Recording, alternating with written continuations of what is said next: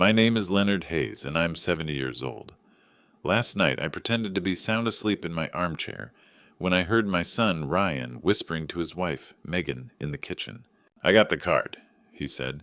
The PIN is 092288. Are you sure about that? Megan's voice was sharp, laced with excitement. Absolutely, Ryan replied, his voice full of arrogance. The old man says it's for Mom's anniversary, but the confused old guy thinks that means their wedding anniversary. Mom always obsessed over the day she started the company. September 22nd, 1988. 092288. Go ahead and take it all out. There's over 100,000 in that account. I heard the back door click shut, and Megan hurried off into the night. Ryan turned on the TV, thinking I was fast asleep. In the darkness, I opened my eyes and smiled. I just sat there, listening to the clock ticking away, counting down the seconds. 40 minutes later, Ryan's phone on the coffee table buzzed loudly in the quiet room. A text message lit up the screen. It was from Megan. Honey, your mom knew everything. I've been detained. The police say, if you've ever felt undervalued, or if you've ever been betrayed by the people who were supposed to love you the most, please hit that like button and subscribe to the channel. I want to know you're out there. Tell me in the comments where you're watching this story from.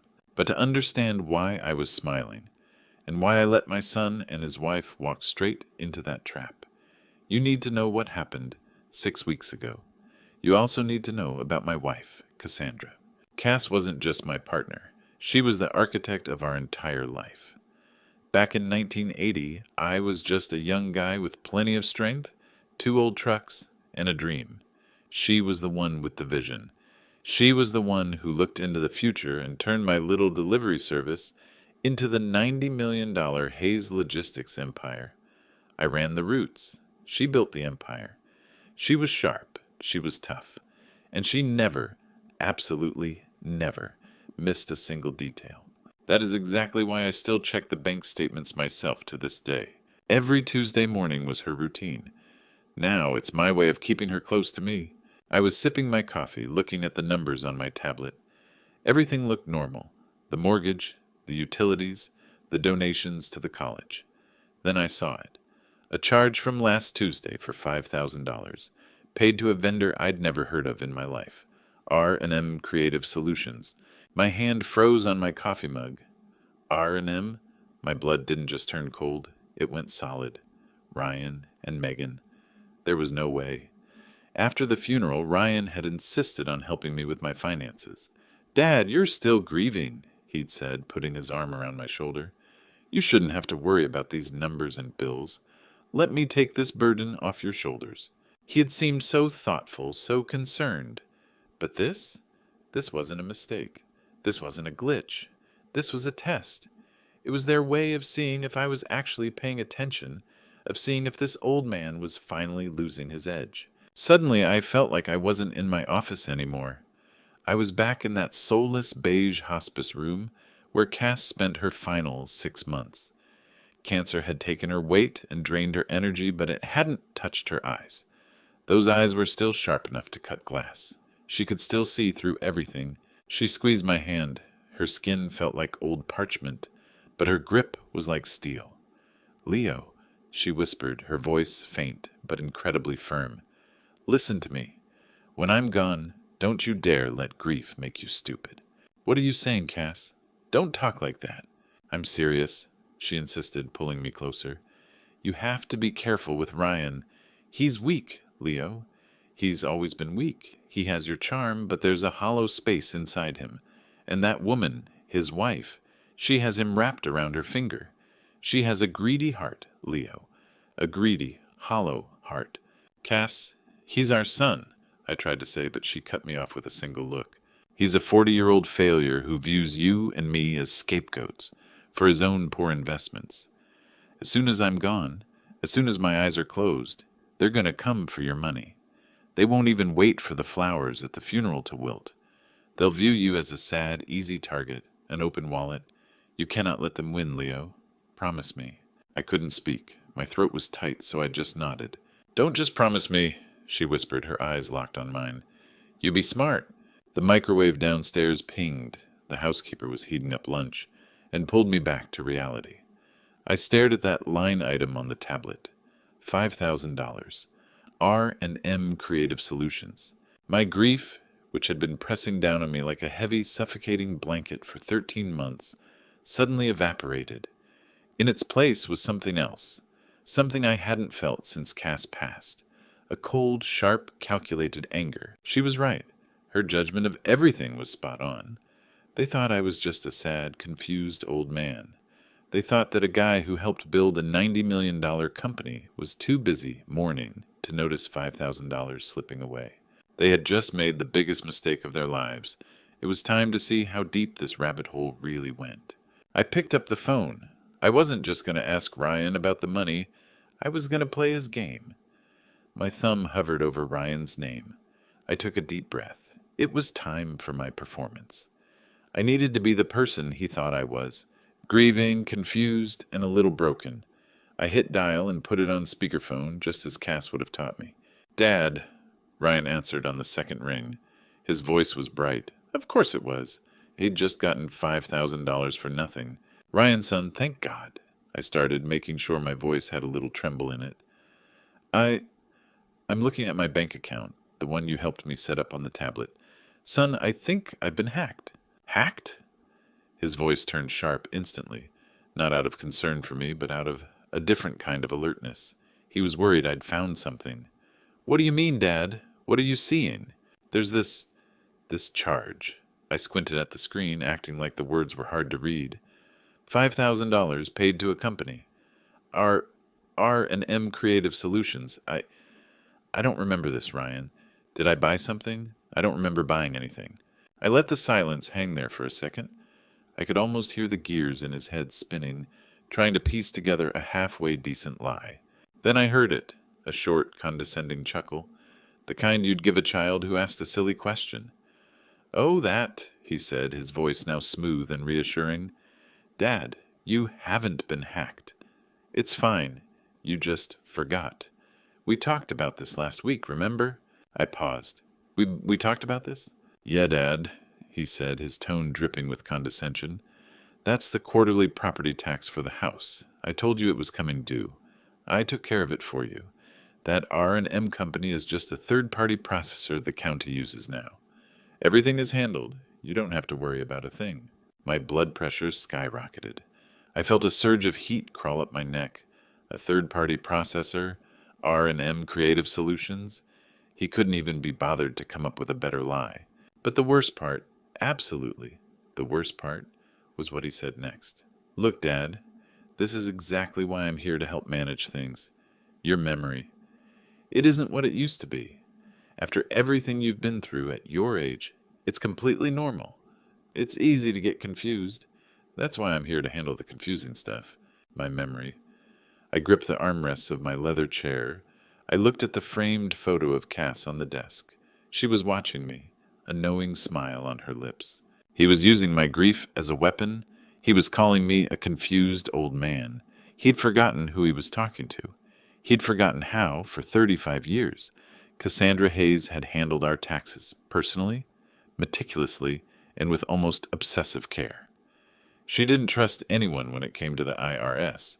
She called accountants creative storytellers. 5 years ago, after our last major tax audit, she reorganized everything. She set up an entirely separate automated trust account specifically for property and estate taxes. It held enough funds for the next 10 years. Those payments were made automatically by our attorney, Garrett Shaw's office, on January 1st and July 1st, every year, like clockwork. Ryan didn't have to handle anything. That $5,000 wasn't for property taxes. It was going straight into Ryan's pocket. It was for Megan's new handbag.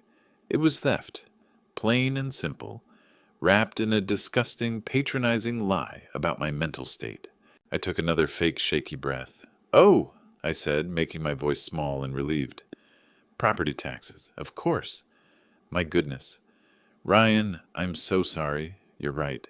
I completely forgot. Thank you, son. Thank you for looking after me. I don't know what I'd do without you."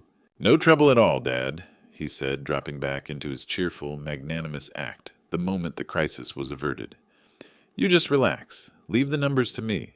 That's my job now. Okay, son, thank you. I love you. Love you too, Dad. Talk later. The line went dead.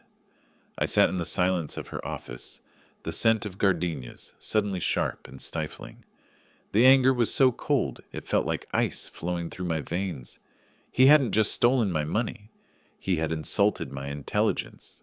He had belittled my grief. He had called me a confused old man. I looked at Cass's photo again. You were right, I whispered to her.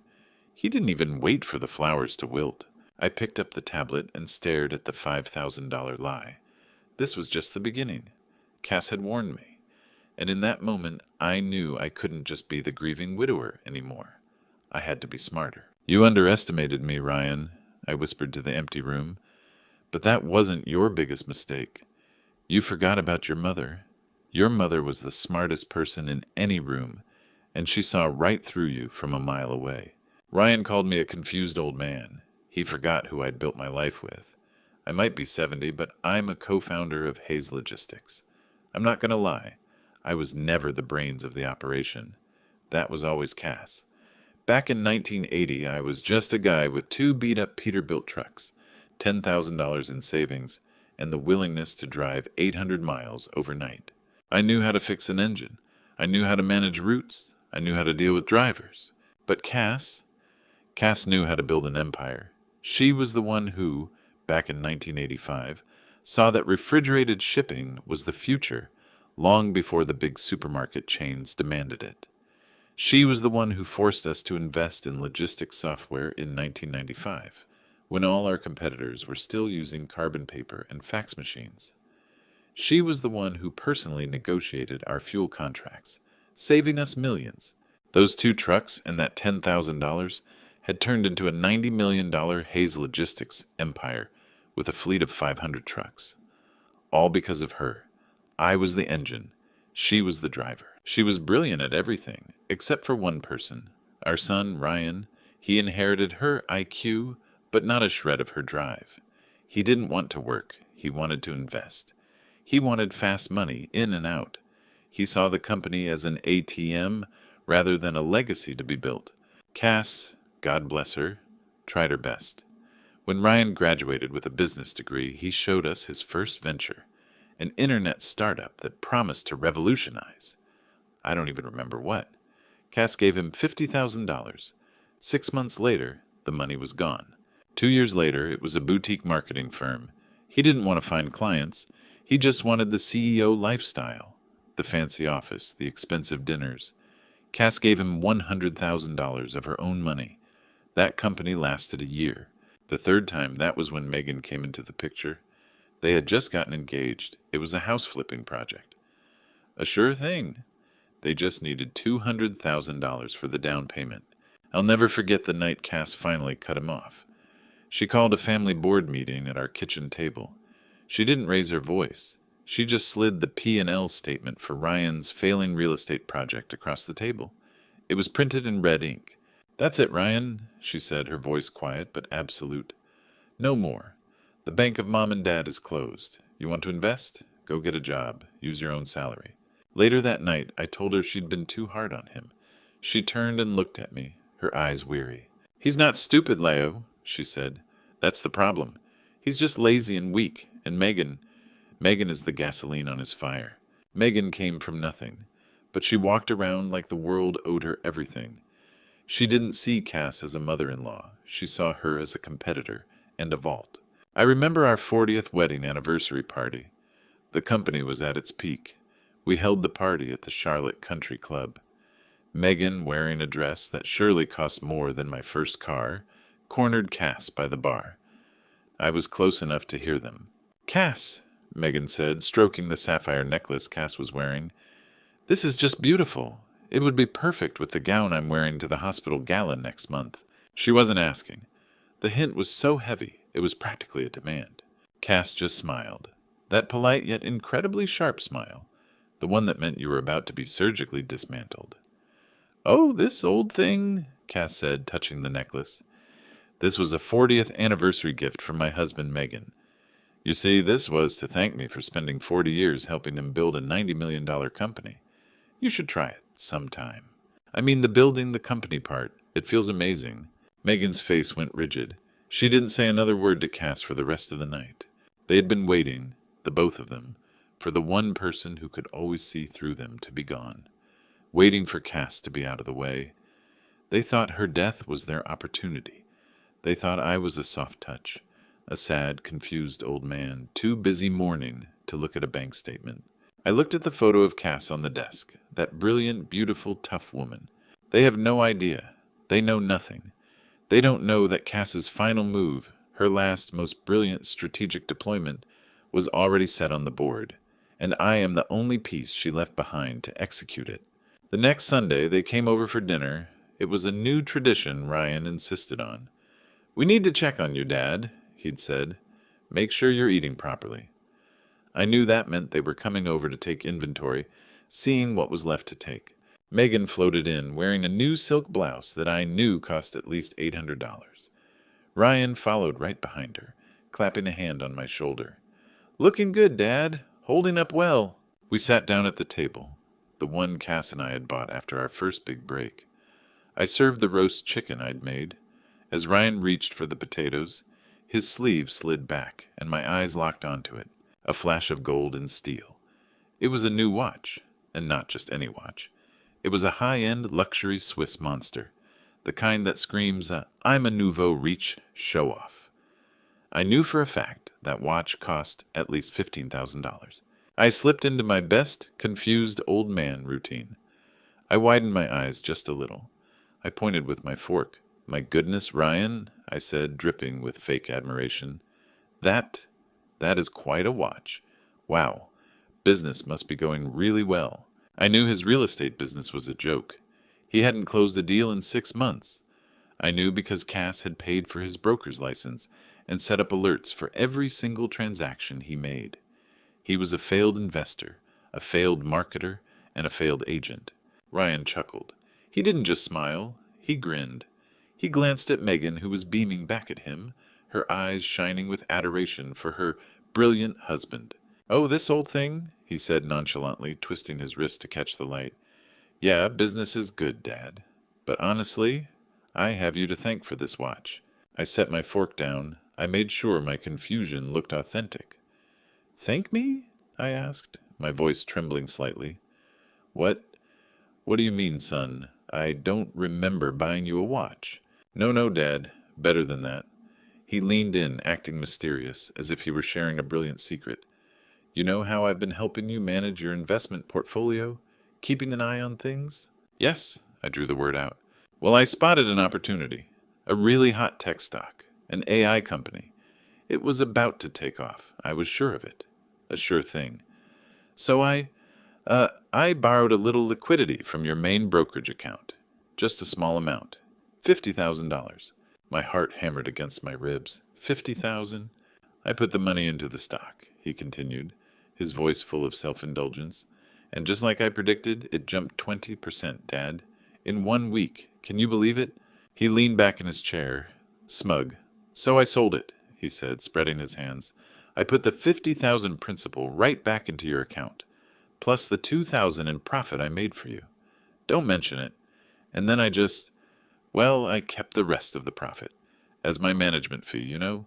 $10,000. I figured I deserved a reward. You made money, I made money. A win-win, right?" He smiled again. "I meant to tell you, but, capital gains, tax harvesting, all that. It's very complex financial stuff. I figured I'd just handle it for you and bring you the good news. It's much easier that way." I stared at him. I just stared, slowly nodding, forcing a tiny smile. A management fee. A win-win. My blood wasn't just boiling, it was turning into ice. I knew my portfolio. I knew it inside and out because Cass had spent 10 years restructuring it. It was an impenetrable fortress, 90% conservative municipal bonds, and blue-chip dividend stocks. In her words, it was designed specifically to be Ryan-proof. There was no backup fund for him to play hot stocks with. There were no stocks. There was no 20% jump. There was no management fee. He had simply logged into my account, an account I'd given him access to in a moment of grief-stricken stupidity, and transferred $15,000 to his own account to buy himself a watch. He was stealing, and here he was sitting at my table, eating my food, bragging about it to my face, packaging theft as a brilliant financial move he made for my benefit. And he called me confused. Megan had been listening intently, and she reached out to pat my hand. The cheap diamond ring on her finger, which I now suspected I'd paid for, clicked against my wedding band. "Isn't he smart, Leo?" she purred. "Ryan is just so savvy with finances. You're so lucky to have him watching out for you now that you're all alone." I looked at her perfectly manicured nails resting on my hand. I looked at Ryan's smug, smiling face. The $5,000 tax lie, that was a test. This was arrogance. This was them starting to push. They were celebrating a victory over a sad, stupid old man. They were moving faster than I'd anticipated. They were getting bolder. "Yes," I finally said, my voice quiet. "Very lucky." I picked up my fork and took a bite of chicken. It tasted like ash. I knew I couldn't wait any longer. It was time to escalate. It was time to spring the trap Cass had truly set. The theft, the arrogance of that $15,000 watch. It churned in my stomach like spoiled food for the next few days. That Sunday, I watched Ryan and Megan pull out of my driveway, waving from the porch like a happy, well-cared-for father. I saw Ryan intentionally jangle his keys, making sure the new watch caught the sunset. He was proud of himself. He thought he'd just pulled off the perfect crime. Monday passed, and then Tuesday. Every day I walked to the end of my long driveway to the mailbox. Tuesday it was empty. Wednesday empty again. Thursday I only found a catalog addressed to current resident. I stood by the road, mailbox door open, staring at the empty metal box. I wasn't just not getting letters. I was getting nothing. No bank statements, no utility bills, no investment reports from the brokerage, no magazine subscriptions, nothing. I'd lived in this house for 40 years. I'd never had an empty mailbox for 3 days straight. A cold knot tightened in my stomach. This wasn't a coincidence. This was strategy. The $5,000 tax lie. The $15,000 management fee. Ryan was stealing in broad daylight. So for a thief who thinks his victim is confused, what's the logical next step? He would hide the evidence. He would stop the bank statements from arriving. He would cut off the paper trail. I walked back to the house, my legs feeling heavy. This was a whole new level of violation. He wasn't just stealing my money anymore. He was trying to blind me. He was trying to build a wall around me, letting me see only what he allowed me to see. I picked up the phone. I had to act again. I had to be the confused, slightly dotty old man he thought I was. I dialed his number. "Ryan," I said, injecting a note of gentle, almost senile confusion into my voice. "Son, it's so strange. I don't think I've received any mail all week, not a single bill. The box is empty. Is there a postal strike or something?" I heard him sigh on the other end. It was the deep, exaggerated sigh of a man burdened with an impossible task. Then came the laughter, that familiar, smooth, condescending chuckle. "A strike? Oh, Dad, no," he said. "God, you know what? That's my fault. I completely forgot to tell you. My bad." I gripped the phone, my knuckles turning white. "Forgot? Forgot what, Ryan? What happened to my mail?" "I set up mail forwarding for you last week, Dad," he said, his voice dripping with that fake saccharine concern that made my skin crawl now. It was getting to be too much. All the statements, the pre-approved credit cards. I mean, you're grieving. You're trying to heal. You don't need to deal with all that junk mail and confusing bills every day. He what? He forwarded my mail. Without asking, without telling me, he'd redirected my private, personal, legal correspondence to his house. I felt my vision narrowing. This wasn't about money anymore. This was about control. This was a power grab. He was trying to make me a prisoner. "It's just so much easier this way," he continued, completely oblivious to my silent rage. "I'll look through all the mail for you. I'll throw away the junk. I'll pay the bills online. If there's anything important, I'll bring it over. Besides, Dad, you know how those scammers are. They target the elderly. They target people who are grieving. They send fake bills, fake sweepstakes notifications. I'm just protecting you, that's all. Just protecting my old man. Protecting me. He was isolating me. He had my banking logins. Now he had my mail. He was creating a world where he was the only source of truth. If the bank sent a fraud alert, I'd never see it. If my brokerage sent a warning about suspicious activity, I'd never know. He was scripting my reality. At that moment, Cass's voice was clearer in my head than ever before. That night in the hospice, her hand gripping mine so tightly. "Leo, I'm not worried about the money," she'd whispered, her breathing shallow, but her voice steady. "I'm worried about your pride, your dignity. He won't just take your wallet. He'll try to take you. He'll try to make you doubt your own brain."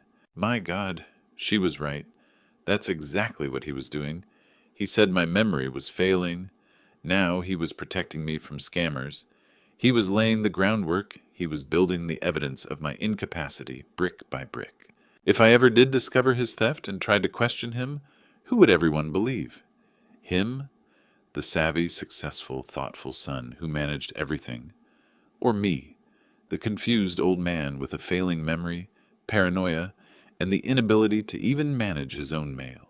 I had to force myself to take a shaky breath into the receiver. "Oh," I made my voice small.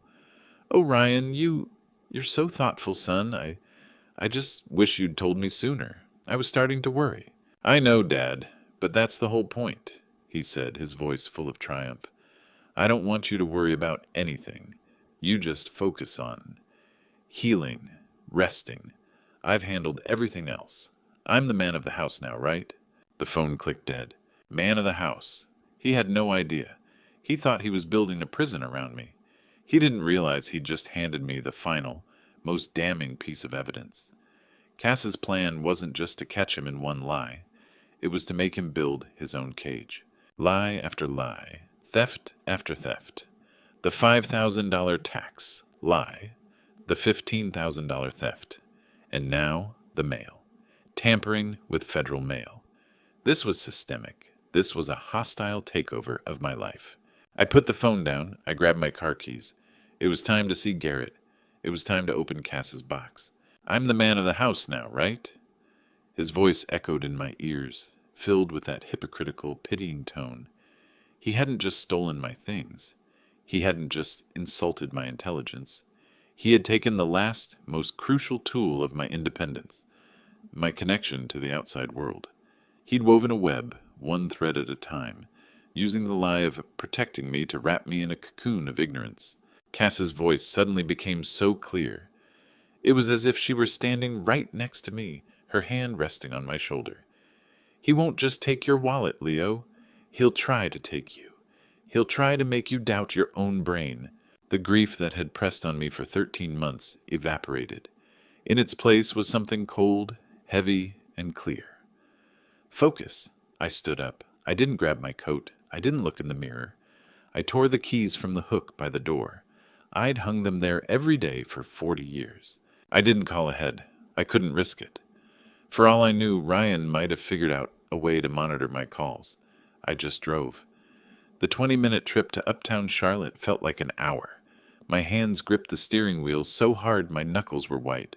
I parked in the underground garage on Tryon Street, my mind blank. I crossed the street and walked into the K&L building. Garrett Shaw's law firm had been in this building for as long as I could remember. Garrett and Cass went way back, a long way. They were rivals in law school and became best friends afterward. He was the only person on earth Cassandra Hayes trusted with our complex, multi-layered financial structure. He was the executor of our estate. To put it bluntly, he was the guy who knew where all the bodies were buried. I didn't stop at the front desk. Martha, who'd been his secretary for 30 years, looked up, her eyes wide with surprise. "Mr. Hayes, good morning. We weren't expecting you. May I?" I didn't want to be rude, but I couldn't stop. I walked straight past her desk and pushed open the heavy oak door to Garrett's corner office. He was on the phone, looking out at the city skyline. He turned his chair, startled. "Leo! What?" He saw my face. His entire demeanor changed. The professional smile vanished, replaced instantly by a deep, heavy concern. He immediately held up a finger to the person on the other end of the line. "I have to call you back." He hung up. the click of the receiver sounding deafening in the suddenly quiet room. "Leo?" He stood up, saying, "My God, sit down. What's happened? Is it your health?" I stood there, hands shaking. My legs didn't seem able to make it to the chair. "It's Ryan," I said. My voice was hoarse. I barely recognized it myself. "It's Ryan. He's stealing my money." I didn't want to, but it all came pouring out. The $5,000 tax payment to a company called R&M Creative Solutions, the $15,000 watch he'd bought with his management fee, and the mail just now. "He forwarded my mail, Garrett." I finally collapsed into the leather chair across from his desk. "He redirected everything to his house. He wants to cut me off. He wants to make me look like a confused old man. He wants... I couldn't finish. I buried my face in my hands. Cass, my God, Cass was right. Her judgment of everything was right. I expected Garrett to be shocked. I expected him to be furious, to start shouting about lawsuits and fraud charges. But he did nothing. I looked up. He was just standing there, looking at me. He wasn't surprised at all. He looked just deeply sad and weary. He rubbed his bald head and let out a long, heavy sigh that seemed to rise up from the soles of his feet. "So," he said softly, "it finally happened." I jerked my head up. "What? What do you mean, it finally happened? You already knew?" Garrett didn't answer. He walked past me toward the massive built-in bookshelves covering the back wall. They were filled with thick, leather-bound law books. "I've been wondering when you'd come, Leo," he said, his back to me. "I thought you'd come much sooner. Cass, she expected you to be here within 6 months of her death. It took you 13? You discussed this?" I stood up. "You and Cass discussed that Ryan would steal my money?" He ignored my question. His hand reached for a specific book, a thick, worn copy of The Art of War. He pulled it out. There was a faint click, and a section of the bookshelf swung inward to reveal a black digital wall safe. "She knew, Leo," he said in a dull voice as he entered the code. "She knew exactly what Ryan was. She knew exactly what he and that wife would do the moment she was gone." The safe beeped, and the heavy door opened with a hiss of hydraulics. She knew this day would come. He reached inside, past a stack of files, and pulled out a box. It wasn't a metal file box. It was a heavy, polished mahogany box, about the size of a shoebox. It was sealed with a thick, intact, deep red wax seal, stamped with the Hayes Logistics emblem. Garrett turned around. He held the box in both hands, almost with a sense of reverence. He walked back to the desk and placed it gently on the smooth wood between us. My heart was beating so hard I thought it would break my ribs. She knew all along," I whispered. Garrett looked straight into my eyes. His gaze was steady and sad. "She didn't just know, Leo." He pushed the box toward me.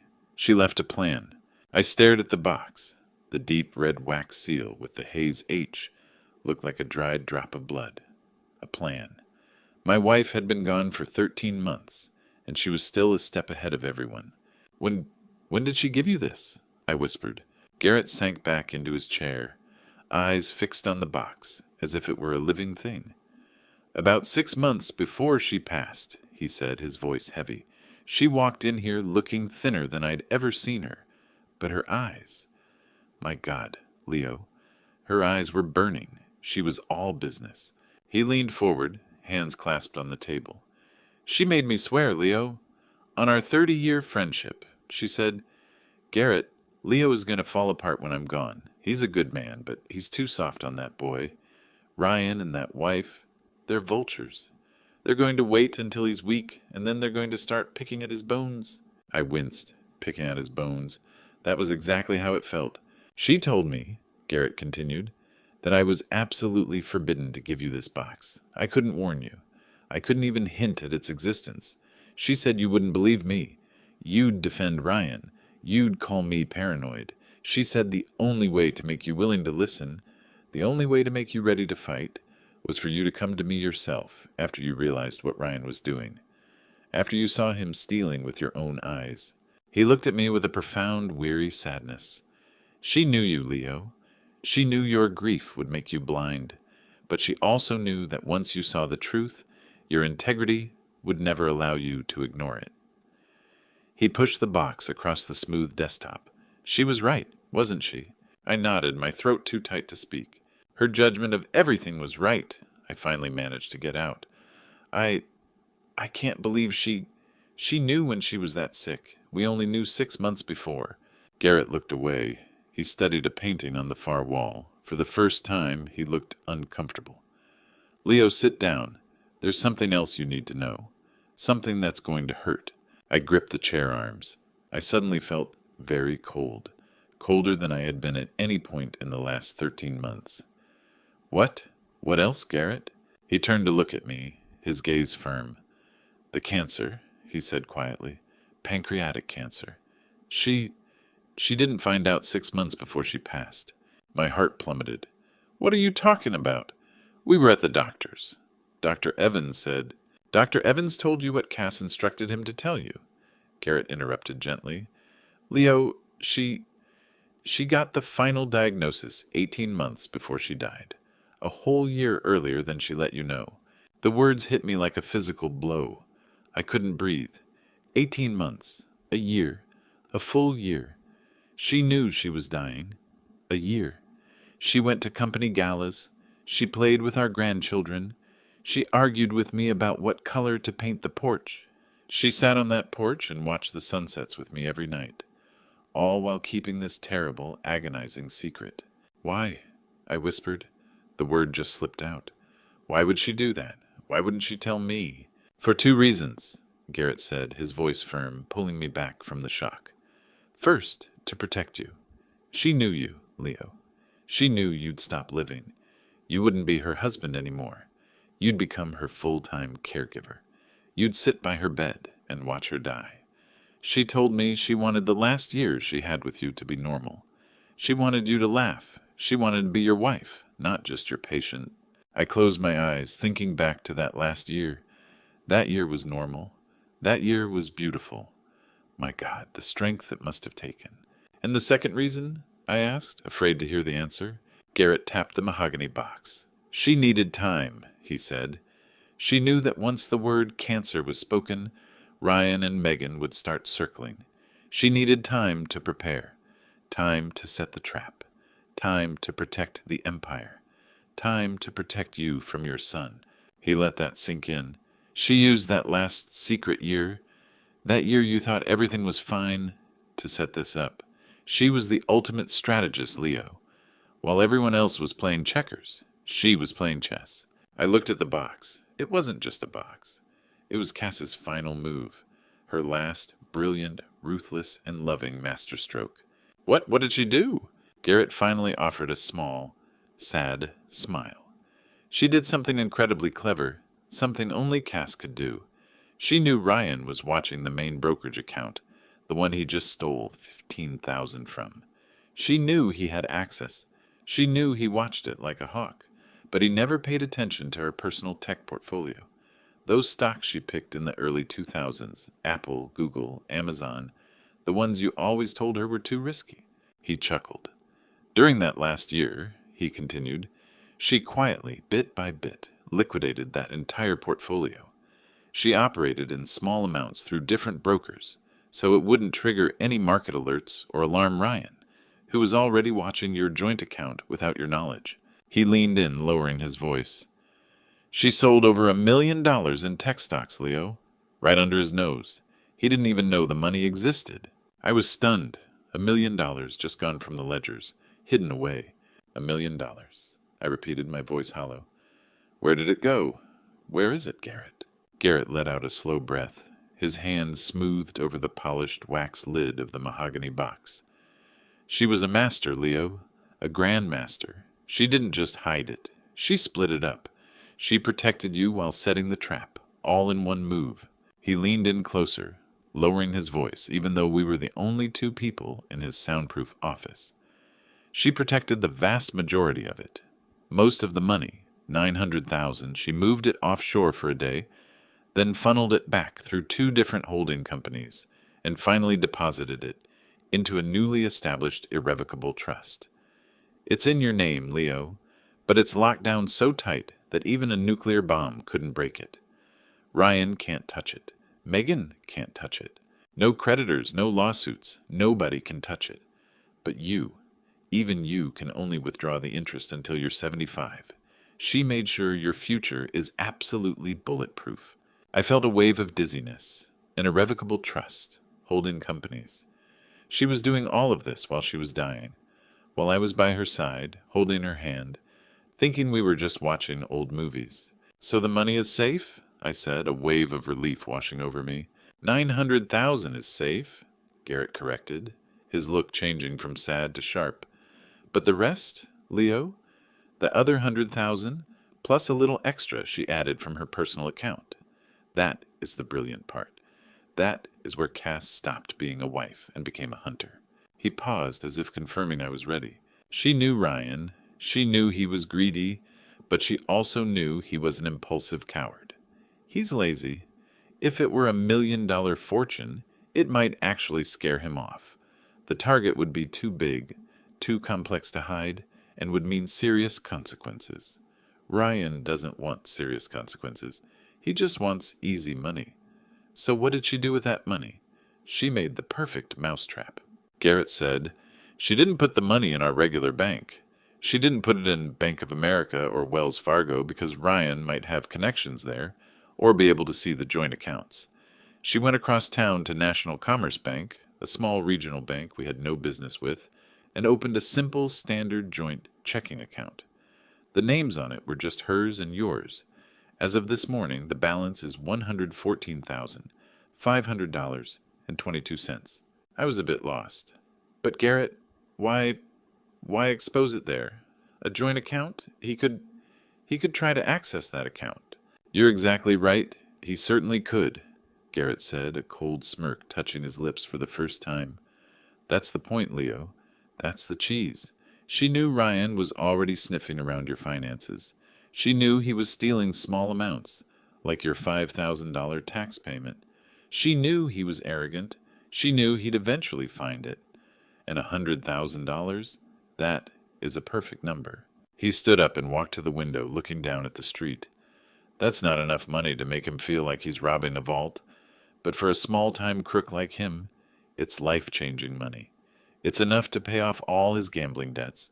It's enough for him and Megan to put a down payment on that big house she's always wanted. It's enough to make him stupid. It's the only number on earth he absolutely cannot resist." He turned to look at me. And from Cass's perspective, it was a calculated, acceptable loss. If, in the worst-case scenario, he actually succeeded in stealing that money and disappeared, it wouldn't ruin you. The 900,000 is safe. Your future is secured. She was willing to burn $10,000, Leo, just to prove, beyond any shadow of a doubt, exactly what kind of person her own son is. My God, I sank back into the chair. A trap, a financial trap set with $100,000, laid by my dying wife to catch our own son. I should have felt horrified, but all I felt was a strange, cold admiration. That was the woman I married. That was the brilliant, ruthless strategist who started with nothing and built an empire, who used her last year on Earth to protect it and to protect me. I looked at the sealed mahogany box on the table. It suddenly felt 10 times heavier. I finally found my voice. "Your task," Garrett said, pointing to the polished mahogany box, "is to open it. Cassandra left you clear instructions, or rather, your script." I looked at the box. My hands were shaking, but not from grief anymore. It was from anticipation. My thumb slid over the hard wax seal, that H for Hayes Logistics. I pressed down with my thumbnail, crushing the wax, and lifted the heavy lid. Inside, resting on black velvet, were only 2 things. The first was a brand-new deep blue debit card. It was pristine. National Commerce Bank was printed on it in gold. Below it, the names were clearly embossed in silver. Cassandra's name and mine, Leonard B. Hayes. The second item was a single envelope made of thick, cream-colored cardstock. On the front, my name was written in her familiar, elegant handwriting. Leo. I picked it up. The paper felt cool. I unfolded the letter. "My dearest Leo," the letter began. "If you are reading this, it means our son has finally shown his true colors. Good. I know you are heartbroken. I know you feel like you failed. Don't. You haven't failed. He has. Now I forbid you from grieving. Your time for mourning is over. It is time for anger. It is time to be the man who helped me build an empire. It is time for you to catch him. My vision blurred for a second, but I blinked the tears back. This wasn't a love letter. It was a battle plan. I have set the stage, Leo. It is your turn to perform. In this box, there is a debit card. It is linked to a new account containing $114,500. This is our bait. Your son, by forwarding your mail and managing your accounts, will never find this account on his own. You must show it to him. This is the script. You must follow it strictly. First, you must discover this card, perhaps while cleaning out my old jewelry box. Second, you must call Ryan. You must sound completely panicked. You are a confused old man who just found a large sum of money. You are terrified of the IRS. You are worried it's a mistake. Sell it, Leo. You were never a good actor, so just be who you've been for the last 13 months, the man who is lost without me. I couldn't help but let out a short, sharp laugh. Even from the grave, she was still having a joke at my expense. Third, the letter continued, you must, absolutely must, tell him you don't know the PIN. This is the most important part of the lie. Tell him you tried to check the balance at an ATM, but it wouldn't work. Tell him you tried our wedding anniversary, 0518, May 18th. Tell him the machine said invalid PIN, and that you're confused because it asked for 6 digits, not 4. You must act completely baffled by this. This is the hook. Then you must leave the card somewhere he can get to it. On your desk, on the kitchen counter. Make it easy. He will see a confused old man who can't even remember a PIN, and he will see $100,000. The letter ended with a chilling final paragraph. He cannot help himself, Leo. His arrogance and greed are his nature. He will believe he is smarter than his dotty father. He will take the card. He will drain the account. He will ruin himself. Let him. It is the last lesson I can teach him. You must not soften. You must not ruin my plan. The sign-off was simple. Your Cass. I folded the letter, my hands steady now. The trembling was gone. The grief was gone. All that remained was a cold, sharp resolve. I knew exactly what I had to do. I had my script. I looked up at Garrett, who was watching me, his face unreadable. Just one problem, I said, my voice low and hard. The letter told me to lie about the 0518 PIN. It told me to act confused about it being 6 digits. But how did she know he would guess the real PIN? I had just read the script. But now Garrett was about to tell me how the trap actually worked. Garrett looked me straight in the eyes, his gaze steady and sad. She didn't just know, Leo. She left a plan. My job. My job was to be the bait. I tucked the mahogany box under my arm and left Garrett's office. It felt heavy as a coffin. I drove home, not in a fog of grief, but in a strange, hyper-focused state. The city of Charlotte blurred past my car windows, but I saw none of it. I was a man on a mission. I was an actor preparing for his only role. The role Cass had cast me in, the confused old man. I walked into my empty house. The silence, which had been my suffocating companion for the past 13 months, felt different now. It was charged. It felt like the calm before a storm. I sat in my study for an hour, just holding the cold plastic debit card in my hand. National Commerce Bank, a bank I'd never used in my life. I reviewed Cass's letter again. You were never a good actor, Leo, so just be the man who is lost without me. I can do this, I whispered to her photo.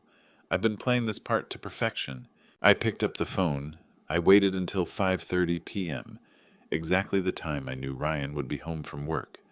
I took a shaky breath and deliberately let my hand tremble as I dialed his number. My heart was pounding, not with fear, but with adrenaline. The show was starting, Cass. Ryan picked up on the third ring, his voice casual. Hey, Dad, what's up? I didn't give him a chance to relax. I let out a sound that was half sob, half gasp. Ryan, I yelled, making sure my voice cracked with panic. Ryan! Oh, thank God! Thank God you picked up.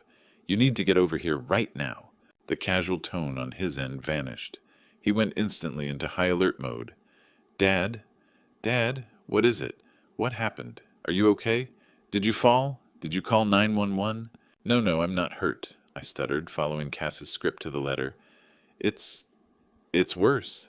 I I don't know what to do. I was cleaning out your mother's closet, just going through her old jewelry box, just like you suggested I do. Okay, Dad, slow down, take a breath, he said, but his voice was impatient. What did you find? I found a box. I lowered my voice to a conspiratorial whisper. An old wooden box I'd never seen before.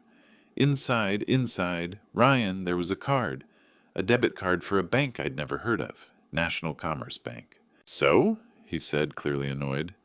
That's probably just an old abandoned account, Dad. What's the big deal? The bait was cast. That's what I thought, I said, raising my voice to a calculated state of hysteria.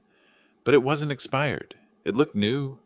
So I called the number on the back, just to confirm. Ryan, I had to give them your mother's social security number, and then...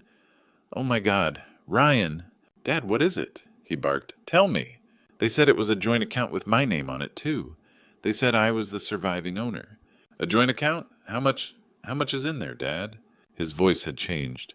The impatience was gone, replaced by a sharp, sudden animal focus. I let the silence hang for a full 3 seconds.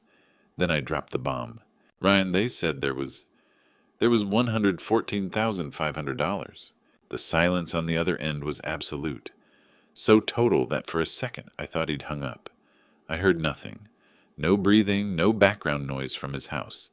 That was the sound of pure, unadulterated greed processing information. That was the sound of a predator who had just spotted its prey. I waited 1 beat, 2 beats, just like Cass would have. I added the final, terrified note to my performance. Ryan, I whispered, my voice trembling. Son, are you still there? I heard a sharp intake of breath on the other end. It sounded like he'd been punched. Dad. Ryan's voice was completely transformed. The casual tone was gone. It was replaced by a tight, strained, high-pitched screech. Dad, are you sure? $100,000? $111,400, I corrected him, making my voice tremble. $111,450.22. That's what the lady on the phone said. Ryan, what is going on? Is this legal? Did your mother hide this from the IRS? Are we in trouble? This was the vital part of Cass's script. Make him believe I was afraid of the money, not excited by it. No, Dad, it's okay, he stammered, his brain clearly racing.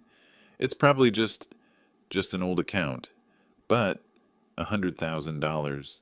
But I can't get to it, I wailed, pushing to the next beat of the performance.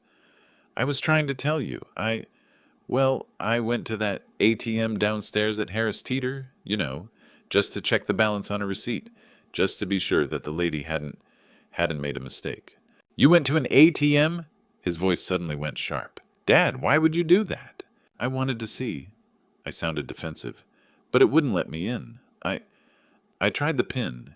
Your mother's birthday. It didn't work. So I tried. I tried our anniversary, 0518, May 18th. And then the machine, it just beeped at me. It said invalid PIN. And here's the weirdest part, Ryan. It said the PIN had to be 6 digits. 6? Who has a 6-digit PIN? I don't know any 6-digit numbers. It must be broken. I let the sentence hang in the air. The hook, the bait, the mystery I pretended I couldn't solve. Silence. I knew exactly what was happening in that moment. I could see him. His greedy, calculating brain was spinning. 6 digits. 0518, wasn't it? The old man was confused. What 6 digits were most important to Mom? I knew that in that second he would start thinking about other anniversaries. The day the company was founded. September 22nd, 1988. 092288. He wouldn't be able to resist the urge to prove he was smarter than me. When he finally spoke, his voice shot out like a cannonball. Dad, stop, he yelled. He actually shouted at me. Stop everything right now. Do you hear me? Do not touch that card again. Do not go back to the ATM, and do not call the bank again. Do you understand me? What Why, Ryan, you're scaring me. Will it freeze the account? He shouted, inventing a problem. Oh my God, Dad. This isn't simple. You you said this is a joint account with your name on it? Yes, that's what the lady said. Good, good. He was panting. Now this could be a complex trust instrument. It could have huge tax implications. If you mess with it, you could trigger a massive IRS audit. You could lose half the money to penalties. You'll get into legal trouble, Dad. You have no idea what you're doing. It was a brilliant performance. He was wrapping his control as protection. He was using my feigned fear of the IRS against me. Oh my God, I whispered, playing my part. An audit? Legal trouble? I hadn't even thought of that. I saw the money. Don't think about it, Dad, he said, his voice now low, urgent, and fully in control. This is my job. Remember, I handle these things for you. I know this world. You don't. You just stay put. Do nothing. Where is that card right now? It's here on the desk, in your mother's old jewelry box. Good, he said. Just leave it there. Don't touch it. I'm canceling my plans. Megan and I are coming over right now. We'll bring dinner. We'll be there by 7, okay? Just make sure you're okay. And I'll look at the card. I'll look at the documents. I will handle it. Okay, Dad? I will handle everything. Oh, Ryan, I said, letting out a shaky sigh of pure forged relief. Thank you, son. Okay, 7 o'clock. That would be great. I'm so glad to have you here to handle this. Of course, Dad. That's what I'm here for, he said, his voice returning to its smug sense of superiority, now that the crisis was averted. I've got it. Don't do anything until I get there. Promise me. I promise I won't touch anything. Good. See you at 7 o'clock. He hung up. I stared at the black screen. I didn't move for a full minute. I listened to the quiet ticking of the grandfather clock in the hallway. Then I looked at the photo of Cass on the desk. He took the bait, my love, I whispered. The trap is set. He'll be here at 7 o'clock. I stood up, feeling lighter than I had in over a year. I walked into the kitchen to pour myself a glass of water. Everything was just as she had anticipated, just as my brilliant, beautiful Cassandra had planned. Ryan was walking straight over the edge, completely blind to the destruction waiting below. I hung up the phone, stared at the black screen, listened to the quiet ticking of the grandfather clock in the hallway. The next hour was the strangest of my life. I wasn't grieving anymore. I was preparing for battle. I took a shower, shaved, put on a clean ironed shirt. I was the man Cass had married, not the broken widower Ryan thought I was. At exactly 7 o'clock, the doorbell rang. I took a deep breath, slumped my shoulders, and practiced the slow, shuffling gait I'd developed in my grief. I was the confused, sad old man again. I opened the door. They were there. Ryan stood there wearing a perfect mask of filial concern, and Megan was next to him, trembling with almost excitement. She was doing a terrible job of hiding it. Her eyes were too wide, her smile too bright and too stiff. She was holding an aluminum tray covered in foil. Dad, Ryan said, walking in and giving me a one-armed hug. Are you okay? Holding up? Oh, Leo, you poor thing, Megan chirped, walking past me into the foyer. The smell of store-bought lasagna, the expensive kind from a gourmet market, not anything she'd make herself, wafted into the hallway. Ryan told me, You've had such a big shock today. We brought dinner. After so much excitement, you can't be expected to cook. She patted my arm. It wasn't a comforting gesture. It felt like she was patting a dog or a child. I'm still shaking, son, I said with just the right amount of tremor in my voice. I let my eyes look distant and haggard. I can't wrap my head around it. That much money just sitting there. Where did it come from? I led them into the living room where, on the smooth surface of the coffee table, sat Cass's old mahogany jewelry box. I had deliberately left the lid open just a sliver. Ryan's gaze locked onto that box. His mask of concern evaporated for half a second. I saw it. It was a look of an animal, the look of a wolf that has just spotted a 3-legged rabbit. He saw the corner of the deep blue debit card peeking out, from the velvet lining. "All right, let's not talk about that for now," Megan said brightly, already heading toward the kitchen. "Let's eat first. I'll go get this heated up. You two sit down." She was trying to create an air of normalcy, a casual family dinner, but her hands were shaking. She was high on the thought of the money. Ryan didn't move. He kept staring at the box. "Dad," he said in a low, serious voice, you really shouldn't just leave that thing out in the open like that. It's not safe." He walked over and picked up the card, holding it between his thumb and forefinger as if it were a winning lottery ticket. He looked at my name clearly embossed next to Cass's. This is an important financial instrument, Dad," he said, his voice full of fake authority. "You need to give this to me. I'll keep it in my safe at home tonight for safekeeping. I'll start making calls tomorrow to get it sorted."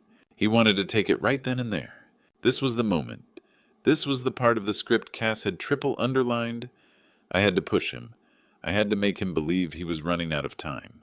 I did exactly what she told me to do. I waved a hand dismissively, acting relieved but naive. "Oh," I said, as if he were saying something silly. "Oh no, son, that's too much trouble. It's fine. It's safe here. I'll lock it in my desk tonight."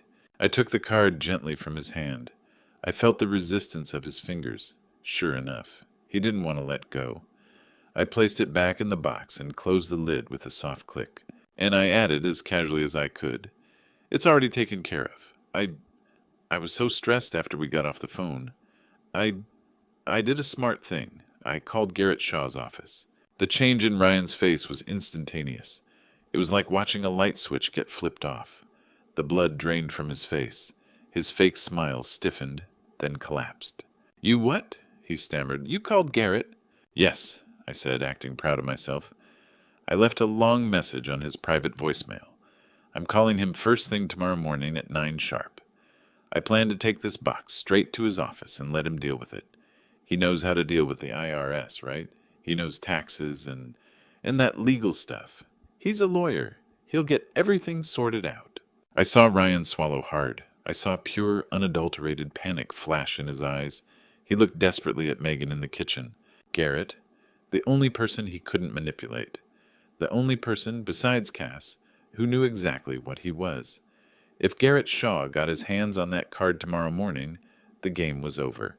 Ryan's access would vanish forever. That $100,000 of easy money would be locked into probate or another impenetrable trust before lunch. He realized in that second that he couldn't wait until tomorrow. He had to act tonight. His fake smile returned to his face, but it was strained, fragile now. "Oh, Garrett. Right. Yeah, Dad. That's smart. A very good idea." I smiled back, perfectly capturing the image of a confused old man who had just done something smart. "See, I'm not completely senile yet," I joked. "Now let's eat. I'm starving.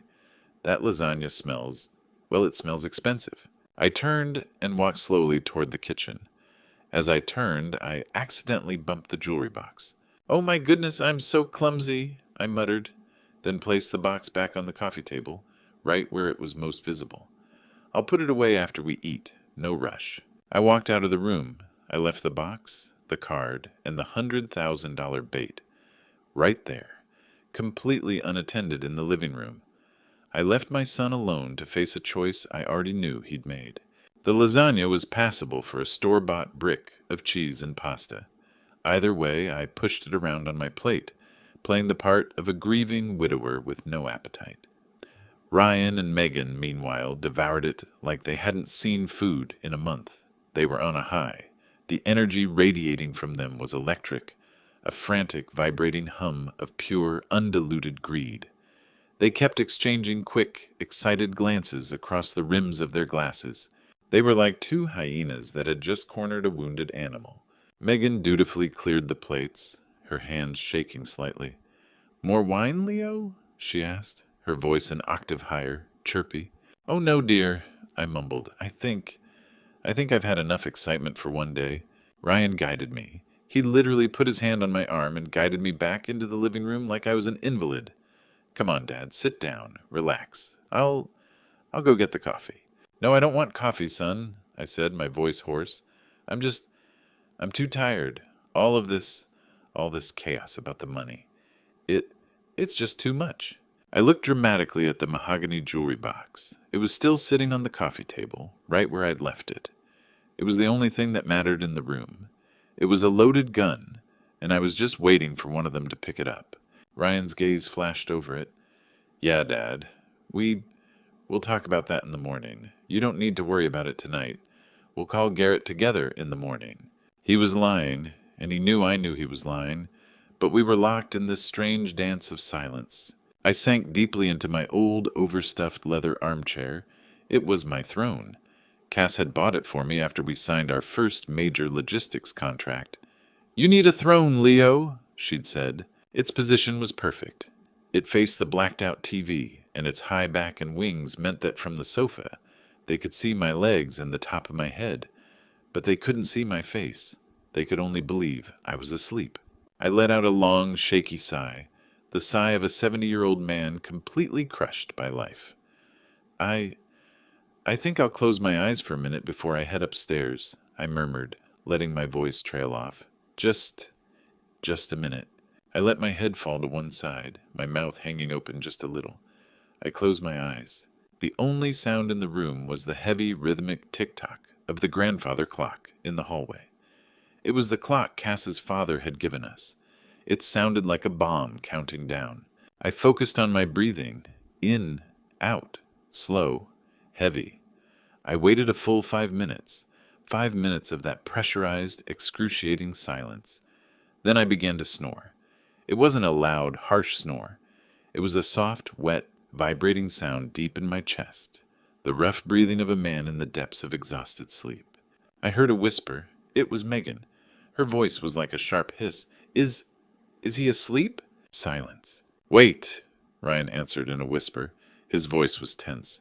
Just give him another minute. Wait. Tick-tock, tick-tock. I kept up the rhythm. I let a faint whistling sound come from my mouth on the exhale. I was acting for my life. I was acting for Cass's legacy. Another 5 minutes crawled by. The tension in the room was so thick I could almost taste it. It had a metallic taste, sharp like an old coin. He's out, Ryan whispered. This time his voice was firm, decisive. He's completely gone. He's sleeping like a rock. Finding that card, it was too much for the old man. Confused old man. The words echoed in my mind. Okay, Megan whispered. Are you sure, Ryan? What if he wakes up? He won't, Ryan said, his voice hard. He won't, and we can't wait. We absolutely cannot let Garrett Shaw, that shark, get his hands on this in the morning. This is ours, Megan.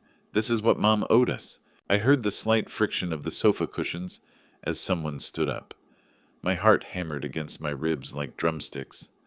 Don't move. Don't flinch. Don't stop snoring. I heard a soft step on the hardwood floor, then another. He was standing right over me. I could feel his presence. I could smell the faint, bitter tang of the alcohol on his breath. He was standing there, watching me, testing me. One wrong move, one twitch of my eyelid. I forced myself to snore again, making it sound ragged and wet, as if I were choking on it. He was satisfied. He turned. I heard him take 2 steps toward the coffee table, and then I heard it. It wasn't a loud sound, but in the dead silence of that room, it was like a gunshot. It was the crisp, woody click of the antique brass latch on Cass's mahogany jewelry box. He opened it. That click of the jewelry box latch was the loudest sound I'd ever heard in my life. I kept my body absolutely still. I forced a harsh, wet snore out of my lungs. I heard the extremely slight rustle of a plastic debit card sliding out of the velvet lining. He had it. I didn't open my eyes. I didn't dare. I couldn't risk a muscle twitch. I heard the soft thud of the mahogany lid closing. Soft footsteps moved away from me, retreating back to the sofa. The leather cushions sighed as he sat down. I could imagine him perfectly. He was sitting in the semi-darkness, the light from the kitchen casting long shadows across the room. He was just holding it, holding the rectangular piece of plastic, holding $11,000. I could feel the heat of his greed from across the room, that frantic, vibrating energy. Got it! Megan's voice came in a sharp, impatient hiss from the kitchen doorway. She was a terrible accomplice. too nervous, too eager. Shh, Ryan hissed in response. His voice was like a low growl of command.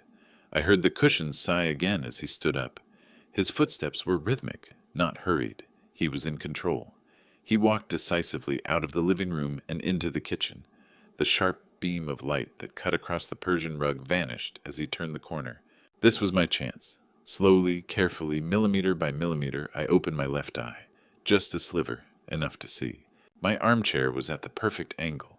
I could see them. Their backs were to me. They were huddled over the kitchen island, heads close together, lit only by the dim yellow glow of the stove hood. They were hidden in the blind spot from the front window facing the street. They thought they were perfectly safe. They thought they were clever. I held my breath and stopped snoring. I tightened my nerves, summoning every fiber of my 70-year-old body to listen. Their voices were like snakes rustling in dry leaves, low, rapid, venomous. I got it, Ryan whispered. I could hear the smile in his voice, pure, unadulterated triumph. It was right there. He didn't even put it away. Just like you said, he's lost his mind. He's not awake. He hasn't moved an inch. Megan's voice was trembling, a mix of fear and exhilaration.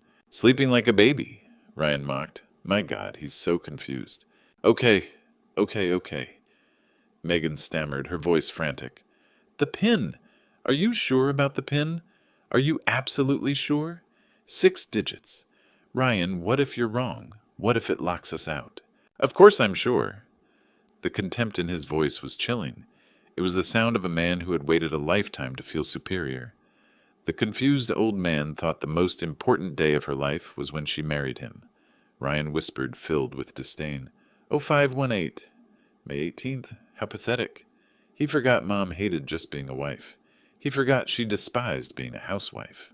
Her real life, her real anniversary, was the day she started Hayes Logistics, the one framed on her desk. September 22nd, 1988, 092288. 092288, Megan repeated as if savoring the numbers. Exactly, Ryan said. 092288. 6 digits. How poetic. That's who she was. He never, ever would have thought of it. He's too busy mourning his loving wife to remember what a cold-blooded CEO she actually was. I had to clench my teeth to keep from laughing. He was right. He was, I thought, quite smart. Just as she'd said. He was arrogant and lazy, but he was smart. Smart enough to solve the riddle, and greedy enough to trigger the trap. My God, Ryan! Megan's voice suddenly became breathless. The reality hit her. $100,000 just sitting there. We can pay off the credit cards. The ones the ones you maxed out. We can pay the BMW lease. We can finally breathe. Don't just think about breathing, babe, Ryan hissed urgently. We can start living. And this is just the beginning. This is just startup capital. The old man is sitting on millions, and he just proved he's too confused to manage any of it. Once we're out of the hole with this money, we can start the real plan. This is just the appetizer. Ryan, $100,000. Megan was almost giggling now, a hysterical, dizzying sound. We can go to Cabo next week. Get away from him. Shut up, Ryan snapped, his voice turning businesslike. No Cabo, not yet. We have to be smart, and we have to be fast. He said he's calling Garrett at 9 a.m. tomorrow. We have about 12 hours before that lawyer locks this account forever. We have to do it now. Tonight. Right now. But how? Megan's voice turned frantic again. ATMs have limits, Ryan. $500 a pop. It would take us weeks to get it all. Not this bank, Ryan said, and I could hear the thrill of his own cleverness in his voice. Not this bank. National Commerce Bank is a private bank for high-net-worth clients. Their main branch, the one in South Park Mall, has a 24-hour private lobby ATM. And you know what? It has no daily withdrawal limit. You can pull the entire account balance in one go. Bingo. Cass. My God. She was incredible. She had even anticipated which bank, which branch, and which machine he would try. She had anticipated everything. Are you sure? Megan whispered. Is this legal? Who cares if it's legal? Ryan hissed. It's our money. She spent all those years building that company, and she didn't raise me. This is what Mom owed us. Now take my car. The keys are in your bag. Go to the South Park branch right now. Insert the card. Enter 092288. Select withdrawal. Select other amount. Enter 101,450. Take the cash. All of it. Put it in the duffel bag in the trunk. Do not come back here. Go straight home. I'll stay here for another hour, pretend to watch TV, and then I'll go. He won't know the card is gone until tomorrow morning. By then, the money will be gone, and it'll be his word against nothing. He'll probably just think he's so confused that he lost the card himself. Okay, I'm going. I heard her light, quick steps, the slight creak as the back door opened, and the heavy, soundproof thud as it closed, sealing her fate. She was gone. Ryan was quiet for a long time. I heard him take a deep, satisfied, long breath. He walked back into the living room. I immediately closed my eyes tight. I forced my breathing to return to that ragged, stuttering rhythm. He walked to the coffee table. I heard the soft, woody click of the empty jewelry box closing. He put it back in place, no doubt wiping away his fingerprints, making it look as though no one had touched it. Then he walked across the room and sat heavily on the sofa. I heard a click of the TV remote. The faint sound of a late-night talk show host telling a joke filled the silence. He sat there, my son. He sat 10 feet away from me, watching TV calmly, playing the part of my protector, my guardian, while his wife was driving across the city to steal $100,000 from an account set up by his dead mother. He thought he was the smartest person in the world. He thought he had finally outsmarted Cass. He thought he had just won. I kept my eyes closed. I kept my breathing steady. And in the darkness behind my closed eyelids, I smiled. The grandfather clock in the hallway began to toll. Dong, dong, dong. It struck 9. The curtain was up. The final act had begun. Now we waited.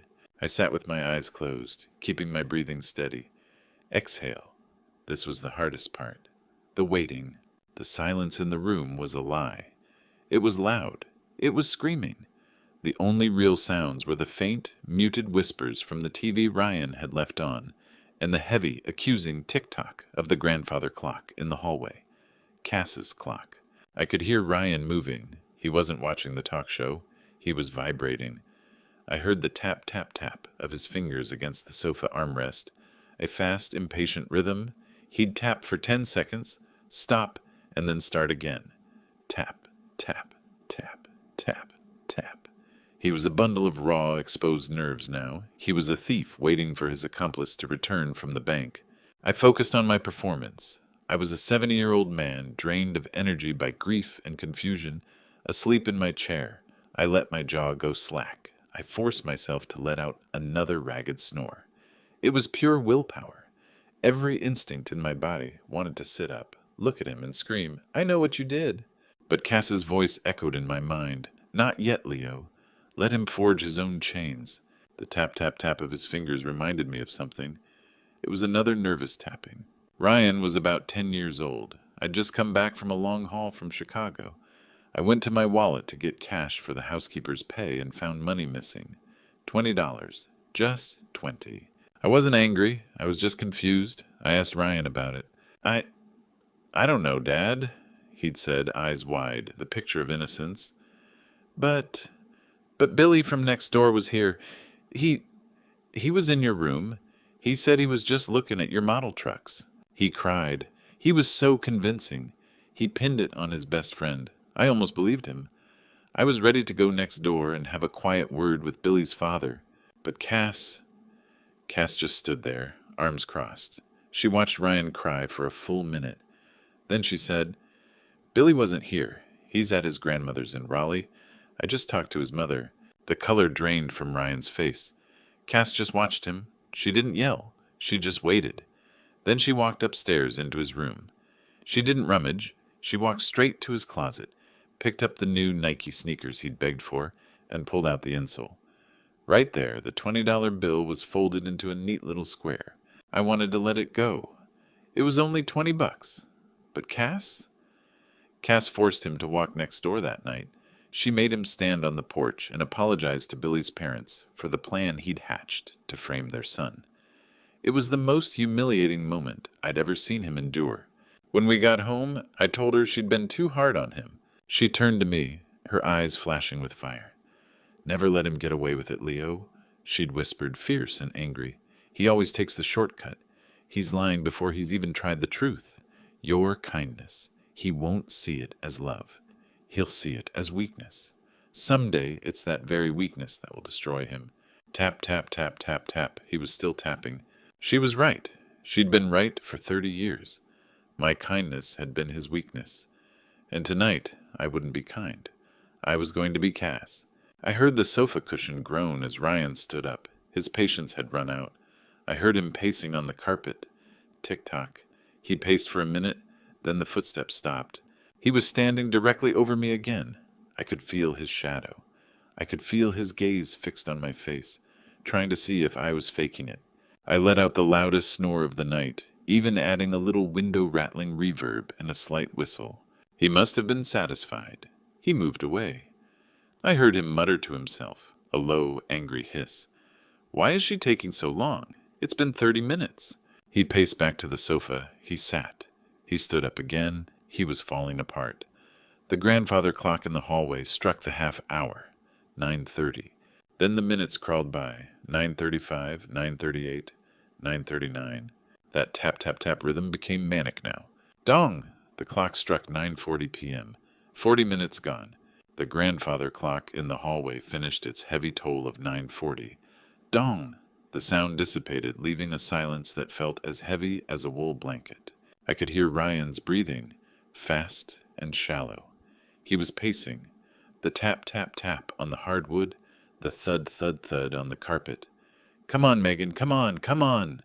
He was praying frantically to his own pathetic greed. Then it happened. In the dead quiet room, the sound was like an explosion.